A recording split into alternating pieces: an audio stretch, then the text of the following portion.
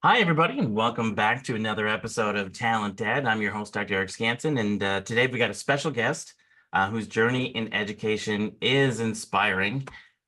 His name is Mitch Weathers, and he is the CEO and founder of Organized Binder. This is a revolutionary tool designed to teach executive functioning skills in the classroom. And don't be fooled by Binder. Don't go back to your trapper keeper days, any of that stuff. I really want you to focus on what's the true message behind this. And this is about helping students be successful in school so that they can manage their learning. A little bit more about Mitch. His personal struggles as a student led him to create this research-backed strategy, which helps both educators and students to create this safe environment, a more inclusive learning environment, which we're all wanting. So from struggling to graduate, college, to visionary educator, entrepreneur, Mitch's story is a testament to the transformative power of both teaching and learning around this idea of executive functioning. So with that, I want to welcome to the show, Mitch. Welcome to TalentED, Mitch. Thank you for having me. I'm excited to be here and chat with you. Cool. Where are you talking to us from today, Mitch? I am tuning in from Northern California, a balmy 111 degrees today. Wow. If you're on, we're on the first heat wave here. Beautiful. If you're inside looking out, but a little warm.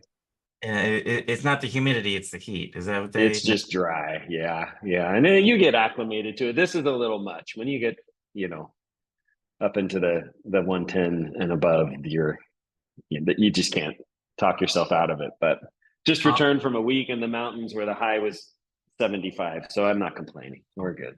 Well, we all have our extremes. I'm talking to everybody from Minnesota. If you can't tell by my short vowels and how I say things, we have our own. I picked up on that. Yep. Yeah. So again, welcome, Mitch. I'm glad Thanks. You're in, not outside, sweating today. Right. Let's talk about this thing called executive functioning. Your journey from student to educational entrepreneur, I said, is inspiring. Why don't you explain to us what executive functioning skills are and why are they so important for student success? I think that's a great starting place. Instead of going into like a technical definition of executive functioning, what I like to do, I talk about this in my book. This is not my term. There's a school that has used Organized Binder for many years. And gosh, over a decade ago plus, it was the school leader, the principal, in conversation with the staff that coined this term studentness to describe the work we were doing. And I could say, well, it's executive functioning and this one impacts this and this and this. And it was like, yeah, but if you look at it as a whole, it's this idea of studentness. And the way before I had the language to explain it, which I appreciate you saying, the research-backed program, the work that I've done, I'm not a researcher, I'm a teacher. But I've spent the last 2 decades figuring out and discovering why this work around executive functioning moves the needle so much for students. So it's more what research is telling me as opposed to me doing the research. But I just like that phrase of studentness, and the way I describe executive functioning is think of all the things that students, when they are able to do them, these skills and habits in and around the stuff that surrounds the content or the stuff we're learning, that sets them up for success. And we'll talk about this, I think, naturally the conversation is, well, if research is overwhelmingly shown that these skills and habits lay the foundation for learning and success. And these, by the way, executive functioning is not an academic or a classroom set of skills, right? These are the things that we use every day in life. So goal setting, time management, organizational skills, self-regulation, right? These are all things that folks who are successful in school, sure, but in life and work and relationships and all the things we do, if we see all of that, and I've never met a parent, a teacher, or a school leader that one doesn't agree and want, like, find me a parent that doesn't want their kid to be organized, to learn to get and stay organized, right? Like, doesn't exist. We all want that. So why have we not explicitly, equip students with these to help them be more successful regardless of the grade level or the subject that they're trying to learn? So that's how I like to talk about it. We can get into more like, research speak, but I think that idea of studentness and engagement and empowerment and, all of that is what executive functioning is and what it brings about in young people and old Well, people. and I know one of the things you've talked about is creating an environment that is predictable, so that students can feel safe Right. while learning. And I'm guessing that maybe we'll get into that too. But when I Well, look at your materials and your book, and it really is kind of bringing us back to this idea that uh, as adults who are organizing the learning in the classroom, it should not be the students, um, our chaos should not be the students' problem, right? Like, we should be able to offer a safe and predictable routine for learning. right, right. Yeah. And, let's just be honest. Students aren't the only ones who may struggle with executive dysfunction. Right. And what I've seen is when teachers struggle, with certain executive functioning skills, um, it exacerbates the issue for students who do as well. And it Mhm. just brings ambiguity to the learning environment for everybody. And the way, bringing about clarity, the way I believe that that's accomplished is routine and modeling. We're trying to paint gray areas black and white as opposed to having that ambiguity. So there's a part of the work that we'll talk about, and the program I designed, it's executive functioning for teachers as well. So Mhm. it's kind of a win-win that way. So executive functioning skills, we're going to keep coming back to this term as it's Mm-hmm. kind of I feel like it's a loose term that's out there. Right. Why do you think that executive functioning skills have not been explicitly taught in schools traditionally, despite Right. their importance? Right. Yeah. I've thought a lot about this because when I first entered the classroom, I found myself scratching my head and not knowing, like, it just felt like something was missing. Like, Mhm. what, you're all entirely capable, but many of you are not thriving, succeeding like I know you can. Like, what is missing? And I realize now it is all of these skills and habits that set students up for success. And so I've thought about that, Eric, for many years, and I figured it out. I believe I figured it out. And there's 2 points. One is the time crunch. Mhm. Find me a teacher who has extra time on their hands, any grade level, K through 16 and beyond. But we don't have enough time in the school day. We don't have enough time in the school year to get through everything we want to, or we've been tasked with teaching. And I like to say, if I'm talking to a group of teachers, like, most of us don't even get to choose when we go to the bathroom, when we No. eat. Like, it's all a time crunch, right? And we also know that we want to squeeze every minute we can, not out of some like authoritarian approach to time management in the classroom, but every minute for teaching and learning, right? So there's a time crunch. And then the second reason I believe executive functioning skills haven't been taught, I call the zone of genius. And in my book, I describe walking into my mom's classroom, who taught second grade her whole career. And I traditionally taught ninth grade. And I could walk in, and although I was overwhelmed in like 5 minutes because little kids have so Mhm. much energy and they want to hug you, and it's just a totally different environment than middle school or high school. Um, she would say the opposite. Like, if she came to my classroom, it would same thing. Like, how do you do this, right? Like, and the point I'm making is, I'd walk into her room, and even though that was not where I felt super comfortable, you could just feel that this was her zone of genius. Like, she could just teach second grade. Like, that's what I do. Um, and whether or not you can put words to that, or I'm sure she could, but I think you couple those two together. Like, this is my zone of genius. This is what I do.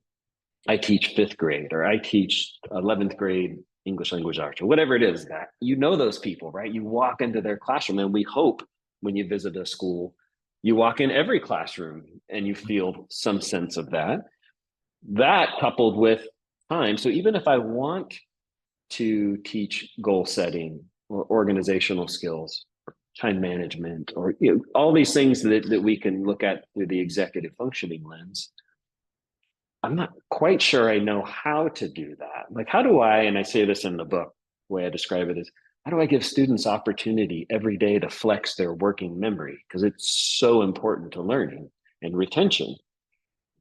So even just all of that mental thought process, okay, I'm already out of time. It's I got a gone. job to do, right? It's gone. And it's not because I don't want to. It's just that I have this thing I do and I do well, and I'm short on time. And you couple those together, and you can start to think through those scenarios where it's like, oh, yeah, that starts to make sense. And I have the evidence now. I'm old enough and have been doing this long enough where I've certainly had new teachers, if I give a talk or a keynote or something, and like, oh my gosh, no one talked about this in graduate school in my credential program, and this idea of clarity, routine, modeling. But what's most interesting to me is when the veteran teacher who has years on me says, this is all the stuff I've known I need to be doing, and I just couldn't get around to doing it. And now it's here in this program, I can implement it all. And so it's like, and again, they would say, like, I just couldn't find the time, or I didn't quite know how to do that. How do you insert goal setting into what I'm teaching? Which is why everything that I talk about, the trainings I give, the organized binder program, my book, none of it is a curriculum, Mhm. because a curriculum on executive functioning skills, one, super boring. I'd rather set goals in the context of what I'm learning than learn about why setting goals is important. You see the difference, right? But where do you implement that curriculum? So we want all of our students to be exposed and practice executive functioning skills. We purchase this curriculum. There's only one place to put it. It's going to be in an advisory, a homeroom, some type of class like that. And again, if I can be totally honest, I might as well, right? Students don't take those as serious as they do their regular classes. And so it's already at a disadvantage. Then why not just practice these skills within the context of what I'm learning, fifth grade, that kind of thing. Like, get messy with it, with the stuff I'm trying to accomplish. Well, that's the beauty of the organized binder system is it's embedded in the daily routines, and you learn by doing. You learn by That's it. doing in the classroom. Right. Uh, Right. so the organized binder is really a tool, right? It's a tool that focuses on teaching those essential skills through the content. So uh, I'm going to ask, like, what are three key elements or strategies that you could just I'm give us? glad you The, asked that. And I'm glad you said three, because there's three. And I want to emphasize, you'll hear me say teach executive functioning skills. The, the truth is, they're not actually taught, right? In the traditional sense of the word. The executive functioning skills are best learned by students when they clearly see them modeled. And Mhm, to your point, I get daily practice employing them mhm. within whatever context that is. Pick your grade level, pick your subject area, which is when I'm giving a talk, the first word I put up is environment, right? How is this? Because teachers are wildly individualistic, and we should be. But we also need to be collective Mhm. and share certain parts of what we do. But translating this executive functioning work into your environment is really important. So the three keys uh, to teach executive functions, even though we know they're not taught, is clarity, routine, and modeling. And the way we bring about clarity, right, that's the opposite of ambiguity, is by establishing a predictable learning routine and never wavering from it. And by virtue of participating in that routine, students get practice with these executive functioning skills. And the third key, while they're being modeled. So there's always a class sample. And here's where the binder comes in. It is this educational technology to teach executive functioning skills, even though they're not taught, right? So the tool, you'd mentioned that, like it's really this tool. The binder is the thing I use when I participate in this predictable routine collectively with my classmates. And even though what we're learning might be something in fifth grade, we'll keep saying fifth grade, or ninth grade math, the stuff we're learning is going to change. But when I'm using the routine, when I'm involved in the routine with the binder, I'm getting practice with while seeing modeled these executive functioning skills. And that's the clarity piece. I know exactly, or maybe a better word, explicitly, what is required of me when we start class. What's that look like? Can I communicate? When I first started teaching and was designing all this, I became obsessed with not relying on verbal language alone to communicate my expectations and teach the content. Like, how do I incorporate these nonverbal visual cueing? Well, that's all modeling and routine. So when I have this routine established, one, students absolutely love it. Predictable learning spaces are safer. And we can never forget that when I feel safer, I'm more likely to lean in and take risks inherent to learning, because inherent to learning is failure. It's just part of the parcel, part of the journey, right?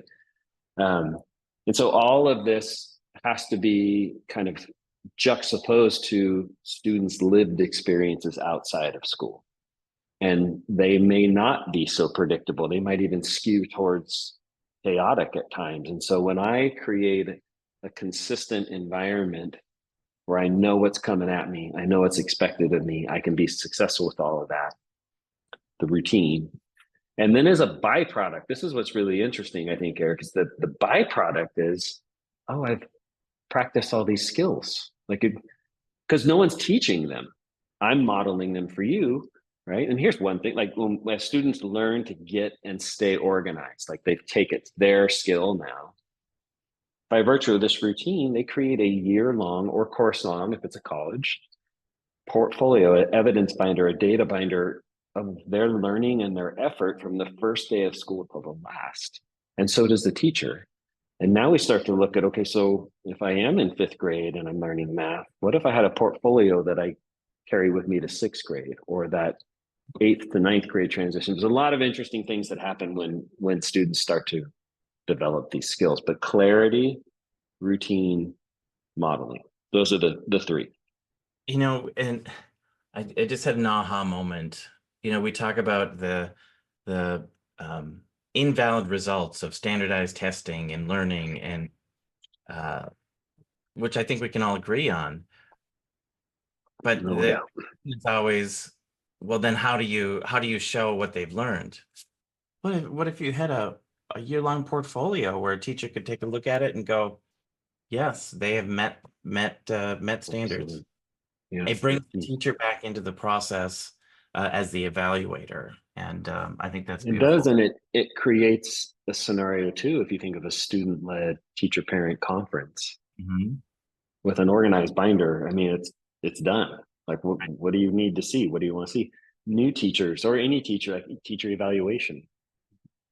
You show me the standards for the teaching profession for your state, and I promise you, 90% of them will be covered in this routine and this model. This is just good teaching. And it's completely content agnostic. But Yes. having that evidence, that data binder, even if it's more teacher driven, so with organized binder, you'll even see in the subtitle of my book, grades 3 through 12. And if Corwin worked with colleges, we would have said 3 through 16, but we're keeping it K-12, but we work with colleges as well. But it doesn't mean that a first grader or a kinder can't have an evidence bite or a data bite. It's just more driven by the teacher in ways, but it's still creating that evidence or that data. So let's come back to this word predictability. I'm gonna test you right now. Let's see if you can fill in the blank for me. There's a cliche out there that says practice makes. See if you can fill it in. Perfect. What Is if that the cliche? Okay. It is. Practice makes. Okay. I think that's wrong. I think it's wrong. What if you actually said practice makes permanent, right? So this is the area where we have to have teacher involvement. We can't just say everybody go practice this, because what if they're practicing it wrong? What if they're not doing it correctly? Absolutely. Right. And I think that's actually what's happening is we're assuming that because we give them a Chromebook with a page that has all of their assignments, or we give them a student planner that they're organizing themselves. But actually what's happening is they're organizing themselves in a non-functional way, which is making all of these habits permanent. So as they move into 12th grade or college or life, they've actually solidified a permanently disorganized function. And I take aim at a few programs that are pretty well known in my book. Just to that point, I think you're modeling and reinforcing through repetition. It's all repetition, right? But the teacher matters. Like you can't, you would never just hand a kid the Chromebook or the textbook and, okay, go learn whatever it is, and I'll see you at the end of the year. Like all of this, absolutely, that guided practice and what that means for the teacher side. I'm glad you brought this up. That modeling piece is for them to be very deliberate and mindful of what they are modeling and giving students practice with. And that all matters, because what we don't want to do, to your point, is reinforce less productive habits that I then might eventually or may not eventually learn to break, right? So how do you equip students with skills that become transferable competencies, that I can employ them in other environments or other grade levels or other situations? Oftentimes they're not so transferable. So without mentioning anything, that's an important piece you bring up. It is. Quick story. Tell us just a small snippet of a success story of Organized Binder and how it impacted somebody's life. Yeah. Wow. I wish we had a few hours. I could go on and on. I'll tell you one story, but two people contacted me. So my book published this year in February or March of 2024. But, I've had the privilege of working with schools around the Organized Binder program for almost 2 decades now. And so I was slow to write the book, in other words, or reluctant's probably a better phrase. But while I was writing it, that year and a half time, I was contacted, or I say we were contacted through the Organized Binder site by 2 teachers who were new-ish, kind of like 3 years to 5 years in the classroom. And it was interesting. They both wrote in. They both went to schools that used the program. They were never my students in particular. And I was able to meet on Zoom separately with each of them just to kind of hear their story. And they were teachers looking to bring Organized Binder to their school. Right? That happens all the time. What was interesting, as I got to know them and we chatted, in fact, one actually came into the office here in Sacramento, and we met and chatted in person. And both of them shared that they had gone through some, and I wrote about it in the book. They had gone through some trauma in their life, and things were kind of turned upside down. And both of them had to transfer mid-year to a new school. And I'm forgetting if they were both high school or middle school, high school, somewhere in that age. Um, and they found themselves mid-year on a new campus. They didn't know any students, they didn't have any friends, they didn't know any teachers. And we all know how that is for anybody, right, new to a campus. And they both said that what they like viscerally remember is within the first week, I knew exactly what to do when I went from class to class to class, because we're kind of skipping over this a little bit, Eric, but the power of a shared routine. That's true collective teacher efficacy, which has by far oftentimes the highest effect size, and you can go there. But it was what they said how they felt. And I remember just tuning into that, and they said, everything else in my life felt chaotic. And here I am in this new environment. And some of the stuff that's inherent to Organized Binder is student feedback. So there's a way to communicate privately with teachers, and we don't need to go into that.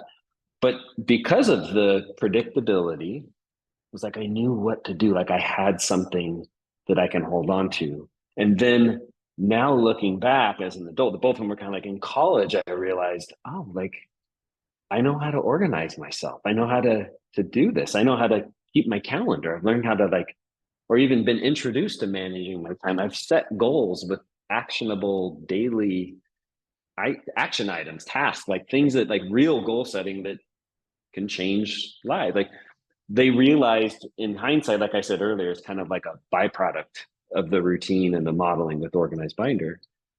But it had such an impact on them for how they felt, how successful they ended up being.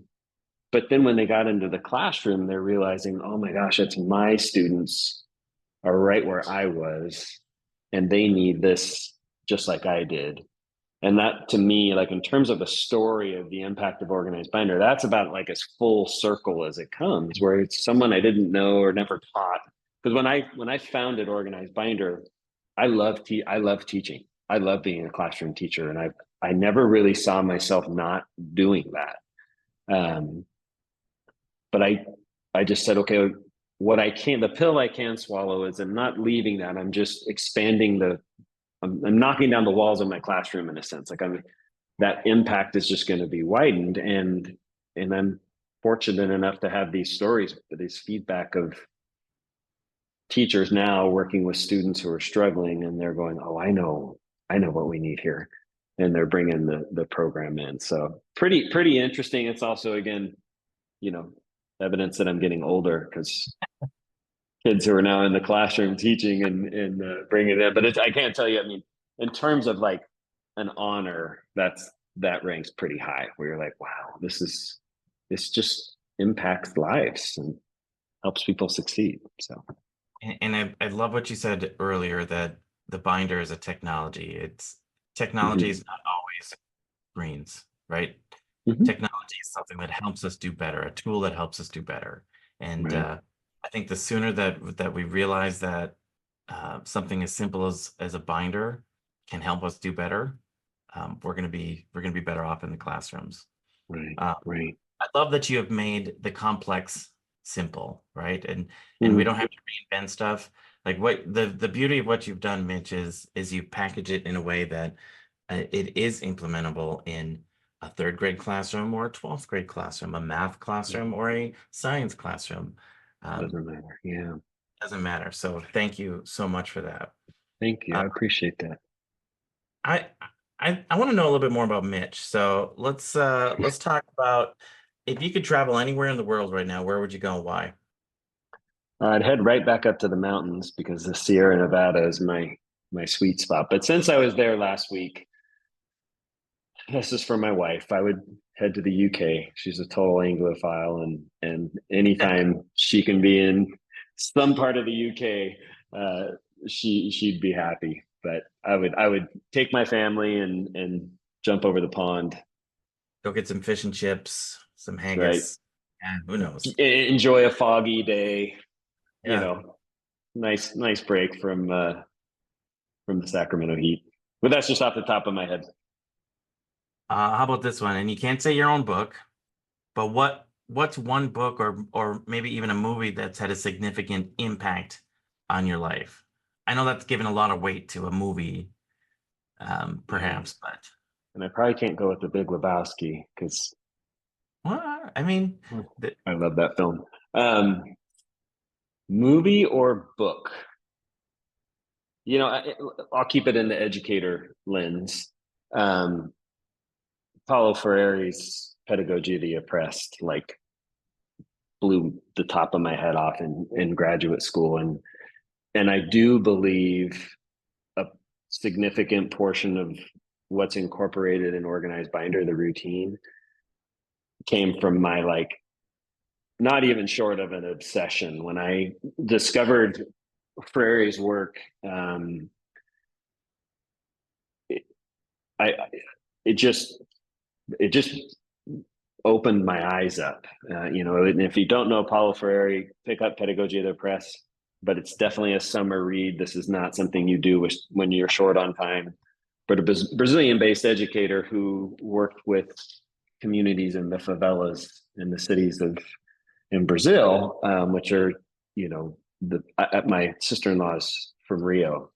And so I've spent some time in Brazil, and it's poverty that I've never seen. It's really startling and right up against non-poverty, let's say. And he really was about incorporating. There's so much to be said, but giving those folks agency and voice as citizens, being a part of the community. And one line that stuck out with me, and I quote it every talk I give, is that, liberating education is in acts of cognition, not transferals of information. And that's everything Organized Binder is about. Like, it's not about me just telling you this stuff. That's why executive functioning curriculum. It's like, no, it doesn't work that way, right? It's not about, no, the dichotomy is we're tasked with transferring information. That's what we do as teachers and educators. But liberating education is about acts of cognition. So that book, I became obsessed. I've read everything published in English that he's written, and I have my own little Freirean library. But what I embraced was like, what does this look like in the modern classroom, though? Mm-hmm. What does that look like? How do I give students moments of cognition? Because what you can't do is be like, okay, now think about that thing.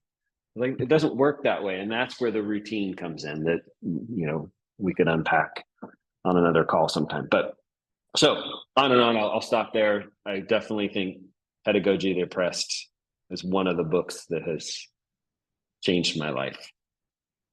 I would like to hear the bridge between The Big Lebowski and Pedagogy of the Oppressed. Is there a common link?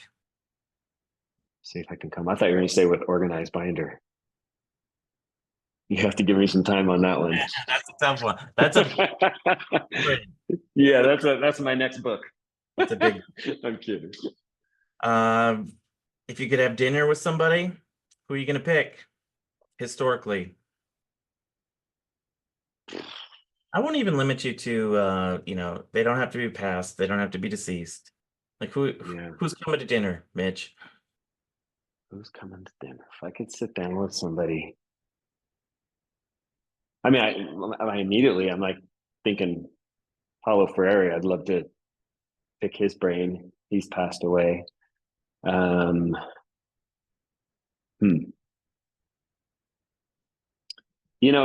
this sounds so maybe cliche, but it would be really fun to sit down with Martin Luther King and just, it's the obvious struggle, but at what point did you switch and say, this is my life's work, I'm going to do this, whether people get it or not? That part of it would be an interesting conversation. Not that I wouldn't love talking about the civil rights movement and everything he did, but what's that point in your life where you feel convicted enough to possibly be what some might see as slightly delusional, right? Mm-hmm. Where you're like, I believe in this enough that there's days where you're like, I get a little bit that way with executive functioning, because I'm like, am I like, have I like totally drank the Kool-Aid? And I think you have to have some of that in your life if you're something you feel very um, almost like I feel a responsibility to bring this to educators and students. And I'd just be curious to hear that. What was that moment? Because I doubt that was when he was this famous There's person, some, right? there's a tipping point. Right. And then how does that, I'm sure many people have had that conviction. Obviously, there was more than just him with the civil rights movement, but yeah. And then how does that evolve into, you becoming who, helping all these people doing your things? That would be interesting. I think a precursor conversation. Well, we look forward to the organized binder church, the Church of OB. and the Lebowski, but I'm all over the place, and the Big Lebowski Prairie connection. Well, we're wrapping up here, Mitch, and I want to give you All one right. chance, a call to action for anybody who's listening or watching. What's your one nugget of truth you want to tell them? I think, or I would say it more strongly. I believe that until us in education, our tribe, and this is true of parents as well, until we take as serious the development of executive functioning skills as we do the content or curriculum or standards we teach, the technology we equip students with, and even the assessments we tragically give here in the US, as opposed to maybe some other approaches. And what I say when I say is take it as serious, when you look at where we invest in education outside of our people or human resources, that really is an indicator of what we think is going to help students be successful, in my opinion. And so until we take as serious the development, like the building the capacity and the agency in our young learners as we do all the other stuff that makes this up, I just think we're going to continue to see the same results. But I've seen it. I've seen it in individuals. I've seen it in classrooms. I've seen it school and district wide. When this becomes the collective work, it's like a spark. It's amazing what happens. So that's my call to action. Well, there you have it. Mitch Weathers, everybody. So this wraps Thanks up for another having me. insightful episode of TalentED, and I'm so glad that we got to have some extended time with you, Mitch, and talk to you about it. It's been a pleasure speaking with you about executive functioning skills and how this tool, Organized Binder, is helping students and educators really thrive. And you shared some of the key insights, the key elements. Pay attention to that, folks. Those things need to be embedded in the classroom. So again, thank you so much, Mitch, for sharing your story, your expertise with us. And for those looking to learn more or to bring Organized Binder to your classrooms, make sure and give it an old Google search and get up to Organized Binder. You can find Mitch Weathers, his book. And for anybody else, remember to stay connected with School Pro K-12 for more content and opportunities to elevate your own educational leadership. And as always, everybody stay PKS, which is positive, kind, and supportive. Thanks, everybody. I like that. Thanks, Eric.